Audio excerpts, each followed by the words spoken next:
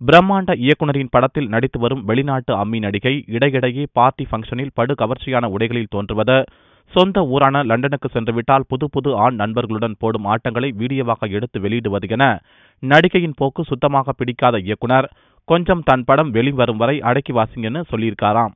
காமெடியனாக வலம் வந்து கொண்டிருந்த வடிவேலு ஒரு கட்டத்தில் ஹீரோவாக மாறி ஒரு சில படங்களில் நடித்தார். முதல் படம் அவருக்கு பெரிய வெற்றியை கொடுத்தாலும் அடுத்தடுத்த படங்கள் அவருக்கு மிகப்பெரிய தோல்வியை கொடுத்தன.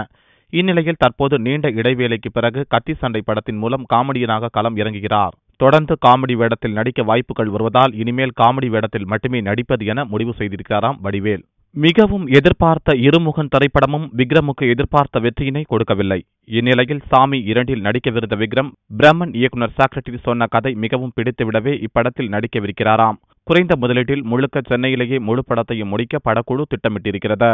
ரஜினியை தவிர்த்து அனைத்து முன்னணி நடிகர்களுடனும் நடித்துவிட்ட த்ரிஷா 30 வயதினை கடந்துவிட்ட நிலையில் கதையின் நாயகியாக நடிக்க தயாரானார். நாயகி படத்தில் நடித்தவர் இப்போது மோகினி படத்தில் நடித்துக் கொண்டிருக்கிறார். இதையடுத்து மேலும் ஒரு ஹரார் படத்திலும் நடிக்கவிருக்கும் த்ரிஷா அடுத்தபடியாக பெயரிடப்படாத ஒரு படத்தில் 5 வேடங்களில் நடிக்கிறார். இப்படத்தினை சரத்குமார் நடித்த ரகசிய போலீஸ் படத்தை இயக்கி இளவரசன் இயக்குகிறாராம். சிம்பு இயக்கி நாயகனாக நடித்த மன்மதன் படத்தில் கௌரவ தோற்றத்தில் நடித்தவர் மந்திரா பேடி. அதற்கு பிறகு எந்த ஒரு தமிழ் படத்திலும் அவர் ஒப்பந்தமாகவில்லை. கிரிக்கெட் வர்ணனையாளராக மட்டுமே பணியாற்றி வந்தார். புதுமுக இயக்குனர் சண்முகம் முத்துசுவாமி இயக்கத்தில் ஜி.வி. பிரகாஷ், சரத்குமார் இருவரும் இணைந்து நடிக்கவிருக்கிறார்.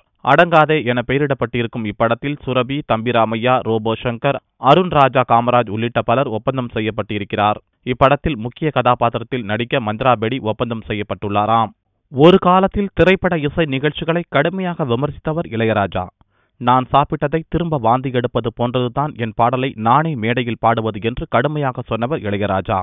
ஆனால் சமீப காலங்களில் இசை நிகழ்ச்சிகள் பலவற்றை நடத்தி வரும் அவர் தற்போது அமெரிக்கா சென்றுள்ளார். அதுவும் தொடர்ச்சியாக 6 இசை நிகழ்ச்சிகளை நடத்த இருக்கிறார்.